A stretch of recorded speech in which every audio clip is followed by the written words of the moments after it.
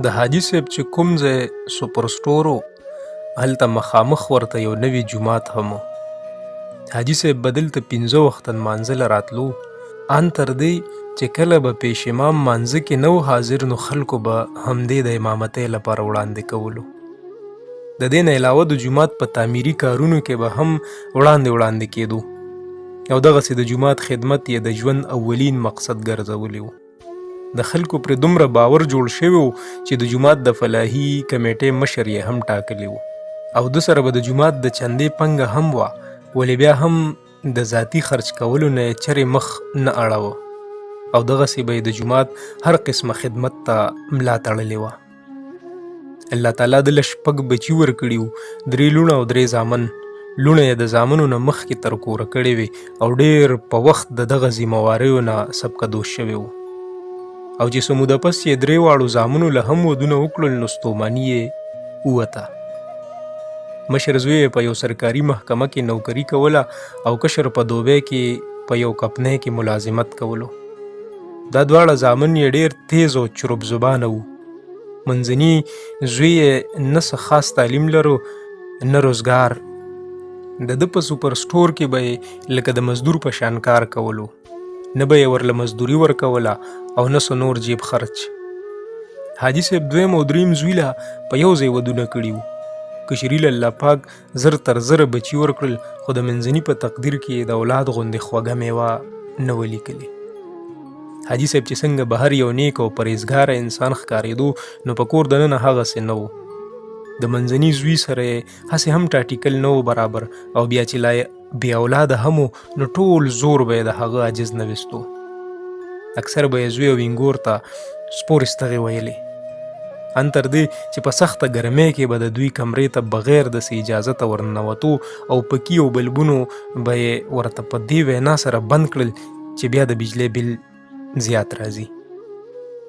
ډوډۍ او پورونکي به یې هم ورته په 100 پیغورونو ورکولو. د ده د لاسه د زوی او وینګور ژوند ډېر لنډ تنګ و. په کور کې به هر چاته د اوبو د موټر لګولو اجازت و، خو دې وینګور ته یې دا اجازت هرګز نه ورکولو او ورته به یې ویل چې په کوهي لګېدلې هینډ پمپ وهه چې د بجلۍ بل کم راځي. وینګور به یې دا ټولې خبرې محسوسولې، ولې د ډېرې حیا او ویرې نه به یې په خوله چونو نه کولو او دا هر څه به یې برداشت کول. روزانه به په دې واقعاتو په کور کې تو تریخوالی پیدا کېدو.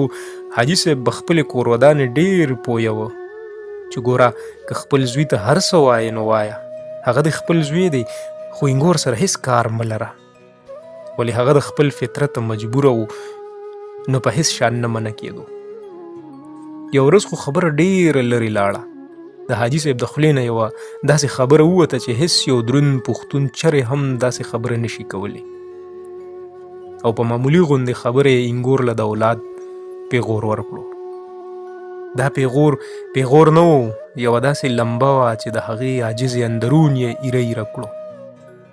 هغه لکه د ترهنده هوسۍ غوندې او تره شوه.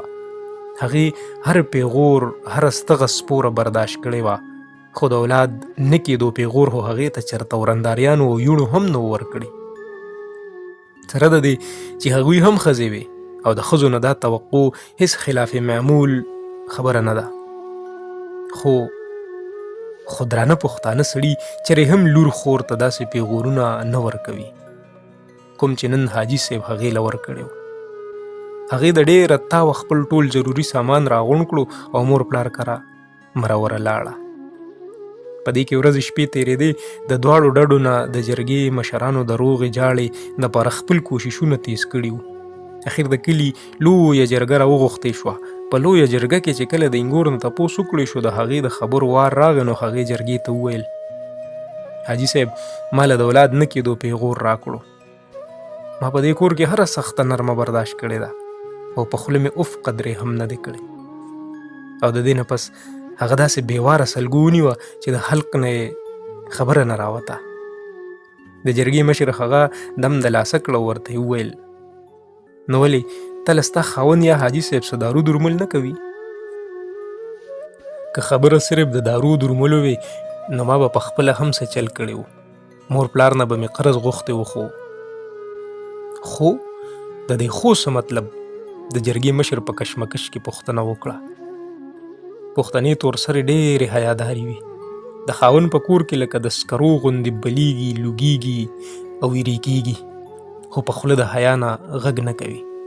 خپل او د خپل خاوند عزت ورته د هر څه نه ګران وي. هغه بیا غلی شوه. ګوره بچې، ته ما د جرګې مشر نه خپل پلار وګڼه او ما ته صفا صفا خبره وکړه.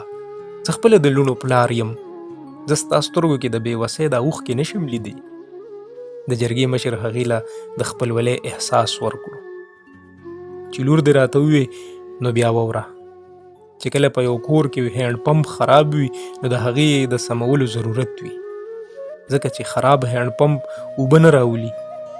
ما هم 6 کاله د دې خراب هینډ پمپ په غاړه د خپلې ځوانۍ تنده د خپلې حیا په څادر کې رانغښتې وه. زه غږ نه کوم نو د هغې خو دا مطلب نه دی چې ما کې نقص دی. د جرګې مشر په اصل قصه ورسېدو. د هغې په سر یې لاس کېښود، بهر راووتو او په ډېر قهرجن نظر یې د هغې خاوند او حاجي صاحب ته سر نه تر خپو پورې وکتل. خو په رد عمل کې هغوی دواړه داسې غلي ولاړو لکه چې د دواړو وارشلې پرېوتې وي.